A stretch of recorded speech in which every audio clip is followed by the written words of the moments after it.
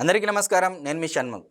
ఏం పీక్కుంటారో పీక్కోండి, నా వెంట్రుక కూడా పీక్కోలేరు అని చెప్పేసి గతంలో జగన్మోహన్ రెడ్డి గారు, ఆంధ్రప్రదేశ్ రాష్ట్ర మాజీ ముఖ్యమంత్రి, ప్రస్తుత పులివెందుల శాసనసభ్యుడైనటువంటి జగన్మోహన్ రెడ్డి గారు గతంలో చెప్పినటువంటి మాటలు మనం గుర్తు చేసుకోవాల్సినటువంటి సమయం ఆసన్నమైంది.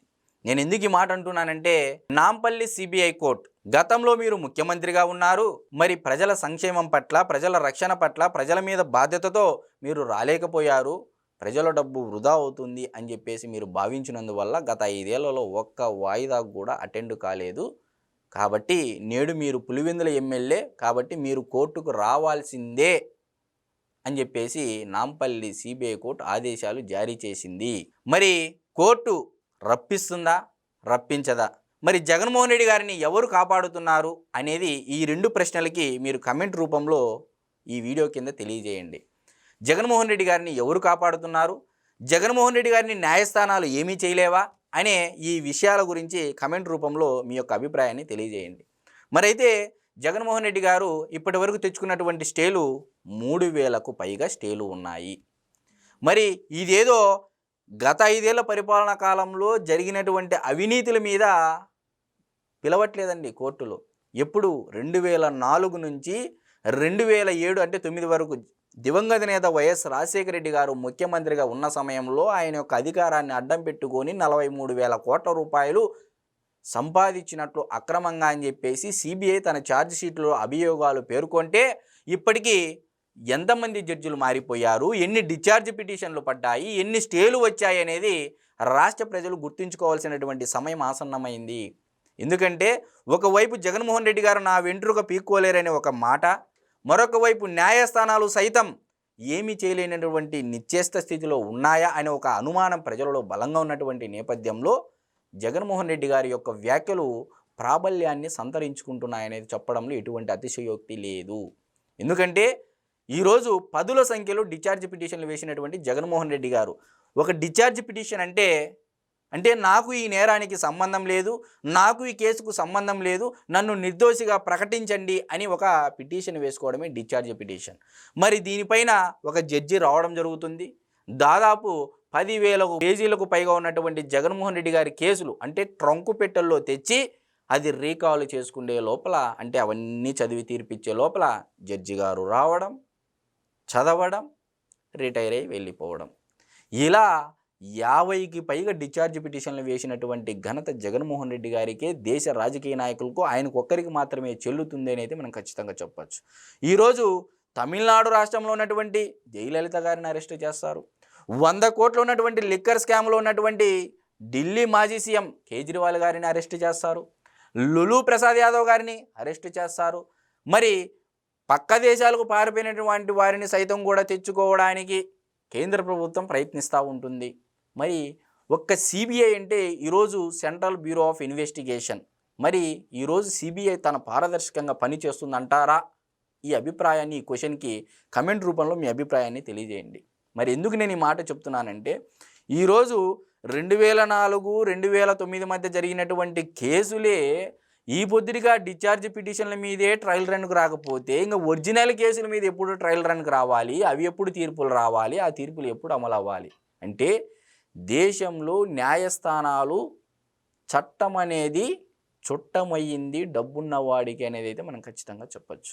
ఎందుకు నేను ఈ మాట అంటున్నానంటే, ఈరోజు జగన్మోహన్ రెడ్డి గారి కేసులు రోజు రోజుకు సిబిఐ తీసుకున్నటువంటి ప్రతి కేసులో అన్ని రాష్ట్రాలలో వేగంగా కదులుతూ ఉన్నాయి. ఒక్క ఆంధ్రప్రదేశ్ రాష్ట్రంలో మటుకు జగన్మోహన్ రెడ్డి గారి కేసుల వరకు మటుకు ఏది కదలడం లేదు. ఈరోజు మీరు వివేకానంద రెడ్డి గారి కేసు చూసుకోండి, ఏమైందో ఎవరికి అర్థం కావట్లేదు. మరి జగన్మోహన్ రెడ్డి గారి క్విడ్ ప్రోకో కేసులు, మరి అక్రమాస్తుల కేసులు, ఎన్ని కేసులండి. మరి ఇవి కాక 2019, 2024 మధ్యకాలంలో ఆయన మరలా ముఖ్యమంత్రిగా ప్రజలు ఎన్నుకోవడం జరిగింది. మరి వచ్చినటువంటి వ్యక్తి ప్రజల కోసం పాటుపడ్డా? మరలా అదే అవినీతి గురించి మాట్లాడుతున్నాం, అదే కిడ్ ప్రోకోల్ గురించి మాట్లాడుతున్నాం, అదే వైఎస్ఆర్సీపీ పార్టీకి ట్రస్టుల రూపంలో 100 కోట్ల రూపాయలు వచ్చినటువంటి విరాళాల గురించి మాట్లాడుతూ ఉన్నాం.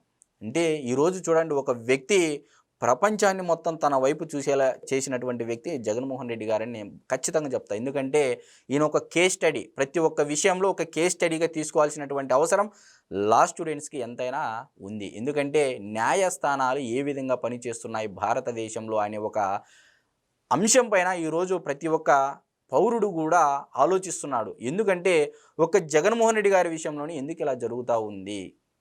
దేశంలో మాజీ ముఖ్యమంత్రులు అరెస్ట్ చేసినటువంటి ఘనత సిబిఐకి ఉంది. మరి అదేవిధంగా తమిళనాడులో ఉంది, కర్ణాటకలో ఉంది, బీహార్లో ఉంది, పశ్చిమ బెంగాల్లో ఉంది, ఉత్తరప్రదేశ్లో ఉంది, గుజరాత్లో ఉంది, మహారాష్ట్రలో ఉంది.